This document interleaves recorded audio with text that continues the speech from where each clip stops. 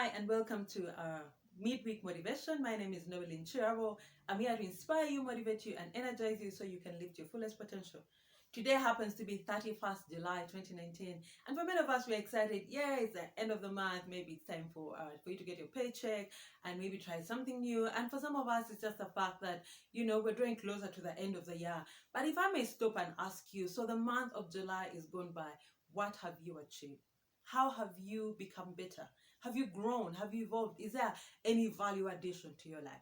For many of us, we count the years in number of days, in number of months. We kind of celebrate our birthday because, well, another year has gone by. But the question is, have you grown? Have you become better? Are you much better than the person you were 1 year ago? I want to challenge you to start thinking about progress, not in the number of days, not in the number of months, but rather in the quality of your life. It's trying to stop and ask yourself, if it's the end of the week or the end of the month or the end of the year, to stop and ask yourself, well, the year has ended, the month has ended, the week is gone by.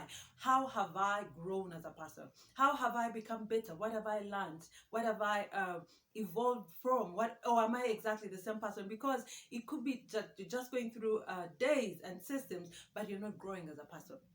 I've come to appreciate the new curriculums where the self-paced curriculums where a lot of children are encouraged to learn at their own pace. They kind of move on when they're ready to move on. Now, many of us, myself inclusive, went through the syllabus system where we kind of moved on because everyone was moving on. It's the end of third term and you either go to the next class or you remain in the same class. And so for many of us, we've learned to go through life as a bandwagon. When everybody is boarding, we board. When everybody moves, we move. But that doesn't mean that you as a person, you are ready to move on. So I challenge you that you will start to program yourself to move on only when you're ready, when you have learned the lesson. I meet a lot of people who kind of hop from one place to another, one job to another, one thing to another. It's like you never stay in a single place. And as much as it sounds exciting, the question is, has that place served its purpose? For every situation, for every experience, it has a purpose in your life. So before you move on, you want to stop and ask yourself, has this thing served its time in my life? Has it served the purpose? Have I learned the things that I needed to learn? Because